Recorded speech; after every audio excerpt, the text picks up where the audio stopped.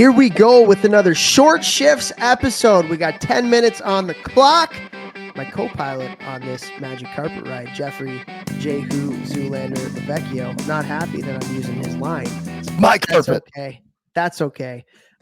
He has no idea the topic of today. I am very excited about this topic, something I'm very passionate about in hockey. You ready to go? Let's hear it. What do we got? Transition, baby. Winning the transition game in hockey. I want to know, for you, Jeffrey Lavecchio, what does that mean? What is winning in transition, and how important is being good in transition, both offensively and defensively in hockey? Oh, man. I love that. I mean, at higher levels of hockey, like this is where you expose teams. Juniors and up, everybody's got a set up forecheck when the puck, meaning the puck goes behind the net and the team sets it up. Well, now they've got a setup breakout against a setup forecheck.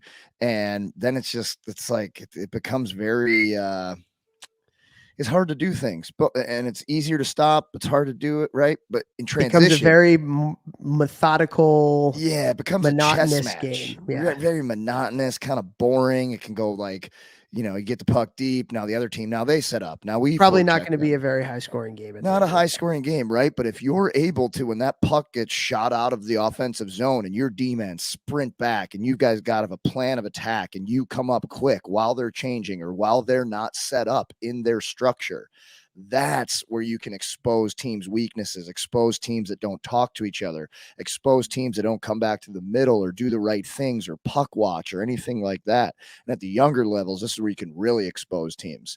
Even in the AHL, man, to demonstrate this point in the AHL, I played for Scott Gordon when I signed out of Western. And I finished that year with like 20 games in the playoffs and regular season. Scott Gordon was coach of the year of the AHL that year. It was the winningest team in AHL history up to that point, I think, in a single season. And every time the puck got shot right outside the blue line or to the red line, we had like a play that you had to do every time. It was two wingers would curl to the far side or winger in center. The D-man would, as like soon the as weak side. So let's say the weak side, yeah. The puck gets flipped out towards the benches. Okay, to the bench side. Both forwards would then go to the penalty box side. They would curl to the penalty box side, and the D-man who got it at the benches would take a hard clapper around behind the net hard, so the goalie couldn't stop it, a rim, and then the other two guys that went to the penalty box side, the first guy would sprint down the boards and he would fake like he was going to get the puck. So he would sprint down the boards, and right as it would come to your stick, you would lift your stick. The guy second forward would go right behind him and he would get the puck. So D-man is going at the first guy and he's going to hit him and play him like he's getting the puck, but you just let the puck go under your stick. And like right away, then the third guy would curl through the middle. So you had two guys down low on the puck, a third guy high, strong side D-man was backing them up there too.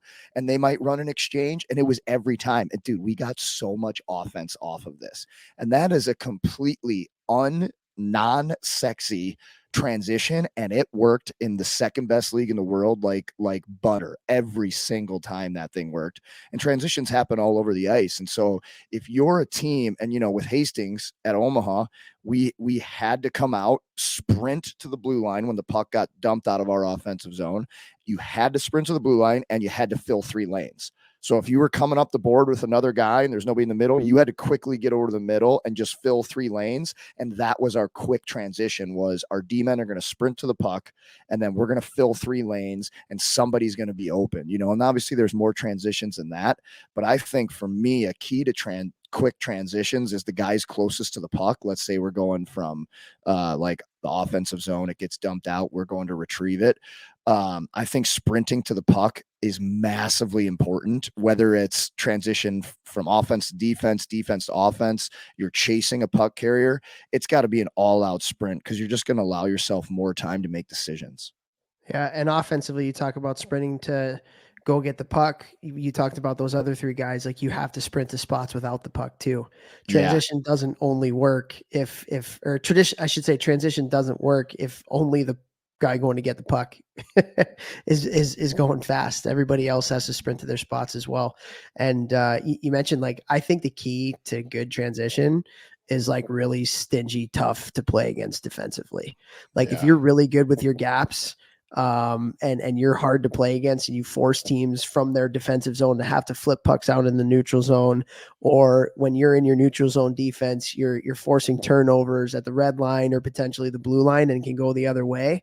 Like that's where it starts, right? And so in talking about transition defense, like gaps and when you're actually going back in transition, you have to talk, you have to sort things out, and you like really just have to have good habits defensively to cause those turnovers, good sticks, good angling, good pressure. Like that's where it starts, because transition offense can't happen until you until you get the other team to turn the puck over, right?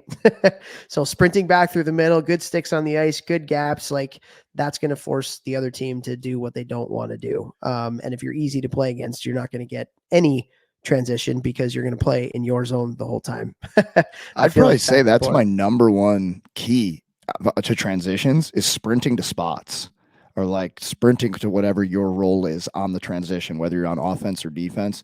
Quicker you can get there, the more time you have to make decisions. And I mean, Yeah, that's just transition. it's just hockey in general, but for sure on transitions, it's so important. Yeah, transition happens fast, man. It happens fast. And you said it earlier, like the key to great transition is the fact that you are playing fast offensively and you're catching the other team before they can get into their structure. Like when you get to the higher levels of hockey and a team gets into their structure, it is very, very hard to create any offense. That's when you hear coaches talk about manufacturing offense, like chipping the puck in, going to get it, go east west, low to high, get traffic in the net. That's what happens when the other team is in their structure. Now, in transition, you're catching them before they can get in their structure. Now they're all over the place. Now there's more time and space. Now there's more space all around the ice because guys aren't where they're supposed to be. And that's the key. And that's why you hear so many coaches talk about playing fast, playing fast, playing fast. Well, what does playing fast means? It means getting to your spots without the puck. And it means playing fast, getting things going north as quickly as possible. Like what was the World Junior? They talked about like North or Die or something like that. The U.S. World Junior team last year, like they wanted to get it go north fast, fast, fast, fast, fast, and that's why catch the other team before they get into their structure, because it's impossible. It's impossible to make plays when the other team's in their structure. It's crazy.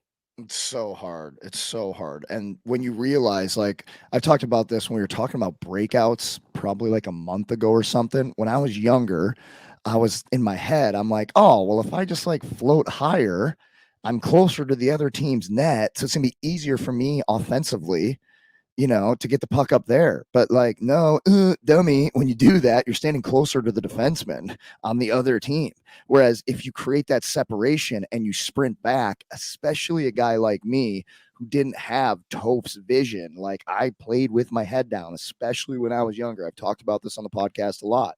But when I would sprint back and stop and then transition back on offense or like on the breakout, I would have way more time to catch the puck, get my head up, survey the ice before that opposing forechecker or defenseman was going to run into me. And it's the same thing with transitions. I mean, guys, I can't tell you how many shorthanded goals I scored on like some kind of quick transition, like where it would get kicked, we'd kick it out of the zone, or they try to dump it back in.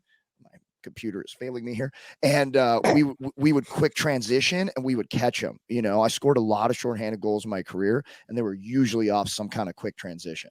You know who was really good at that is Quebec. When we used to coach against them when I was at Cornell, like their structure in the neutral zone was like impossible to get through. That's why they're so good. But what they would do is they would create so many turnovers in the neutral zone because they were so staunch defensively. And then the F1, he would find a spot.